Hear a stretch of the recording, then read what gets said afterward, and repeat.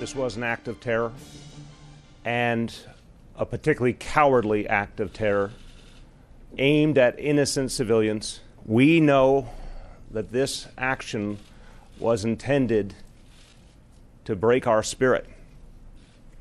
But we also know New Yorkers are strong, New Yorkers are resilient, and our spirit will never be moved by an act of violence, an act meant to intimidate us. Welcome back to The World Over. That was Mayor de Blasio in New York. 8 people were killed, 13 injured in New York City, of course, on Tuesday when a truck plowed into a crowd of bicyclists and pedestrians in Lower Manhattan. A 29-year-old man of Uzbek descent carried out the attack in the name of ISIS. What does this incident tell us about the changing nature of the Islamic State's assault on the U.S.? Here with analysis, I'm joined by foreign policy and terrorism expert for Fox News, as well as former foreign policy advisor to the president, Dr. Walid Phares. Thank you for joining us again. Thank you very much for having me. First of all, your reaction to what you heard there. The mayor sounded a lot like Governor Cuomo and many other officials. This is an attack on our spirit. We're going to be strong. We're going to stand tough.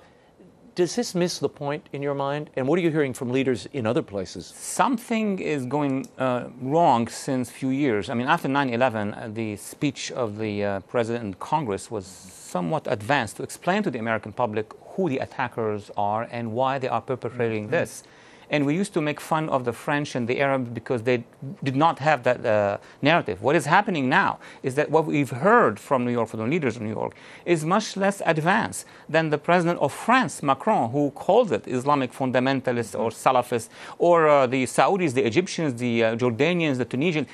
There is something that has changed in America, and that needs to change for us to be able to win the war of ideas. The president wants to roll back this diversity visa program. This terrorist, Saipov, he came into the country via this diversity lottery. It's kind of like a Powerball for jihadis. He got into the country with this. The president, in a side comment yesterday during a cabinet meeting, said 23 other people may have come in with him. Either he sponsored them or through some other means. Your thoughts on this diversity visa program? Does that need to be rolled back? First, Raymond, we have seen over the years that whatever that gate was that they have used, this is a legal gate and there are illegal gates, and we have even immigration or come here as anything. What the jihadists or potential jihadists do is that they use the same gate to get more people in. So we have to focus on the vetting. Now, with regard to this program, I think the president is raising the issue and then is asking Congress, do you still want this program? Is it really necessary? And I think the debate should cover not just that one, but the access to the United States. And one thing across the board, across all programs, is vetting. That's what we need. Okay, but you say vetting. What does that mean? The president's talked about extreme vetting. How do you extreme vet a person from Syria or Uzbekistan, where you have these countries that are in collapse, in their own ruin? There's no documentation on these people. That is a great question, vetting, since the president and other congressional leaders were talking about it. What it means, basically, in this case, is that we want to make sure that the person coming, the individual crossing into the United States, is not a jihadist. That's what vetting. And we're not talking about his private life or her private vision of the world. Now, extreme vetting is to make sure that we have a lower level of examination of connections. Are they connected to radicals or others? Have they traveled to problematic areas? But that's the lower level. What we need to have is an agency that examines the ideas. Are these people connected to or impacted by jihadi ideologies? That does not exist simply because over the past 8 years and a half, the previous administration, the Obama administration, completely edited out, deleted everything that has to do with the ideology. So whatever the president, the administration, and even Congress, if they decide to do now, we are behind. We are 8 years behind. The travel ban, the so-called travel bans the president tried to enact by executive order, they've both been stopped by the courts. Should Uzbekistan have been on that list? It isn't. It's discussed by many experts. Look, you have the span of how many countries that have jihadists, then it will be much, much larger. We're talking about dozens of countries where the jihadists operate. But what is important about the ban is to make sure that meanwhile we are working on the vetting system. This is not a ban forever. This was an idea that we're going to stop the flow and then see how we can detect the jihadists within that flow. So I hope now in the second phase, when the administration and hopefully Congress will come up with a solution, that this solution is not going to be blocked as well.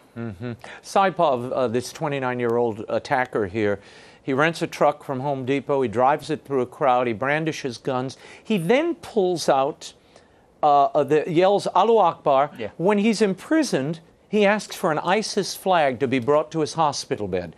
Why are New York and federal authorities in the initial hours after the attack, what was the mystery? They were saying, well, we're looking for a motive. This isn't the Vegas shooting. That's right. The motive is apparent, isn't it? It is apparent. I mean, this has to do with how we give guidelines to our government and bureaucracies and agencies. I mean, they were looking for actual criminal motive. They're clear. I mean, there were people who were killed. But probably what they needed was to get more information about his connections. But the public knows what the motives are. I mean, when you shout these slogans in a situation of violence, I mean, you can say Allahu Akbar for many things. Yeah, but if you say it, when you're saying it and then you're killing people, that's the hallmark of the jihadists. So we need to educate further ourselves and our government and our bureaucracies, but most importantly, educate the public, because the public needs sign. If next time there is a car hurtling towards them and a guy shouting this with menacing attitude, they need to know this is an act of jihadi terrorism. Right. Saipov, this terrorist, he was radicalized on the internet. It was images, it was articles on the internet. He's 29 years old.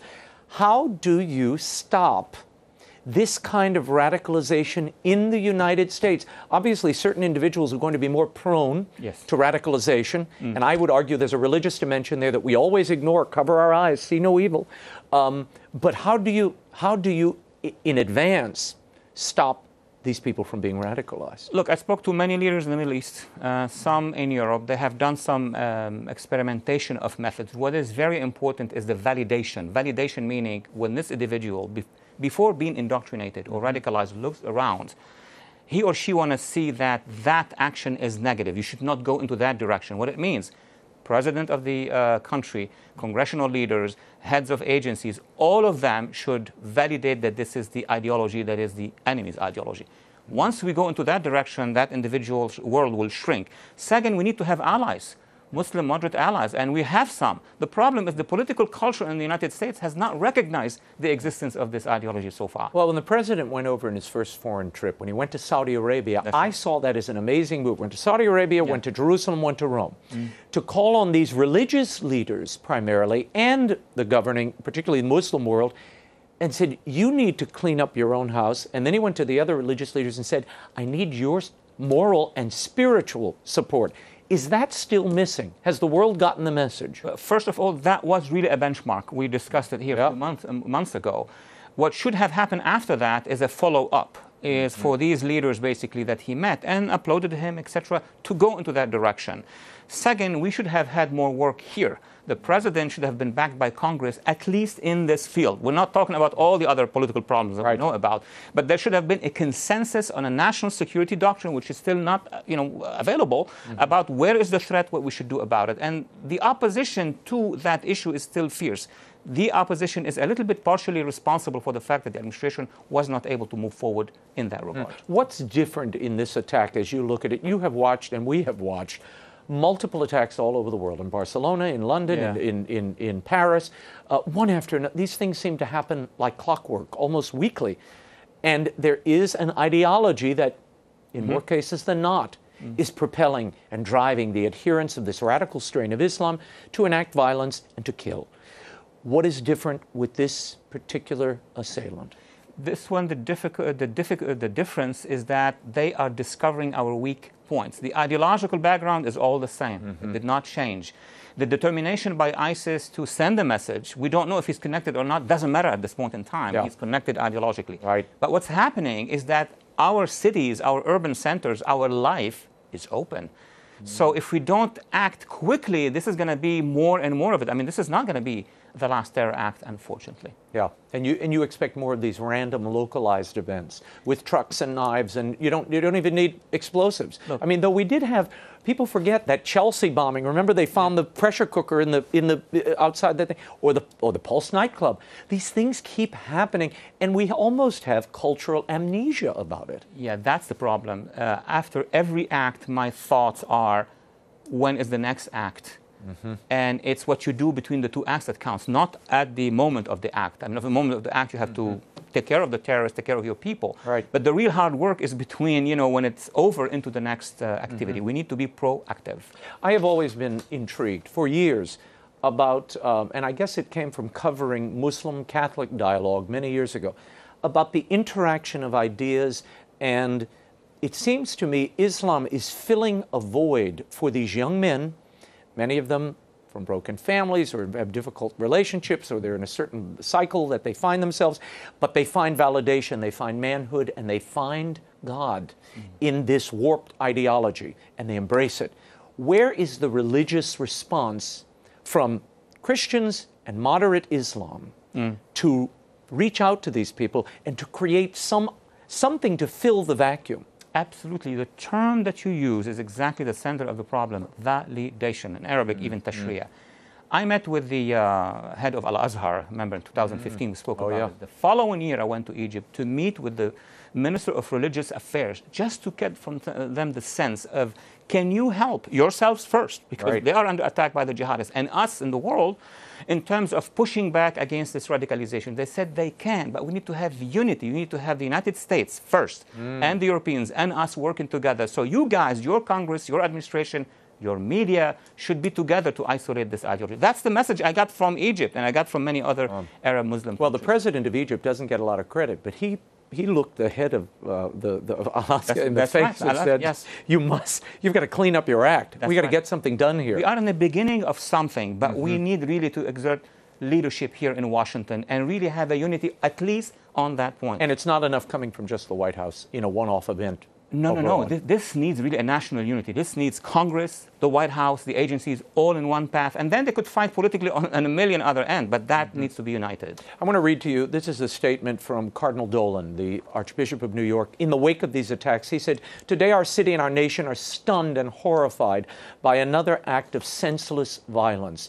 Is it an act of senseless violence to the perpetrator, to the attacker? Look, Raymond, in the eyes of the jihadists, this is actually an act of war that is legitimate under the ideology of jihadism. So that does not apply. Statements like these, while they are very good on a theoretical level, spiritual level, could apply anywhere around the globe against any enemy. What you need to do, if you have that position, that podium, is to explain to the public what is the right thing to do, who are your allies, and who's the enemy. You have to have the courage of Jean-Paul II, who actually spoke about the Soviet Union, spoke about what's happening in Poland. And when people were either killed or massacred, he would expose them because he said at the time, I remember, truth is your path.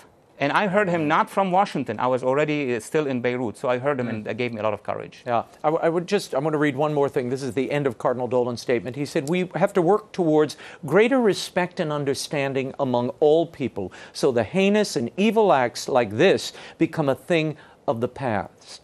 When Islamists hear a statement like that, their reaction is what? See, the heinous part of it is not among regular Christians and Muslims and Jews and Taoists and Buddhists. So it's really all of these against the jihadists. What the bishop or the cardinal, His Eminence, needs to tell our people and tell our friends in other religions is that we are all together against who? He needs to expose evil. That's the essence of a moral message. Very good. Walid Phares, thank you for being here, for your insight. We will certainly have you back, but I hope not too soon, because that will mean we're in the middle of another one of these terror attacks. So I hope we see each other under happier circumstances. Thank you for being here, Walid.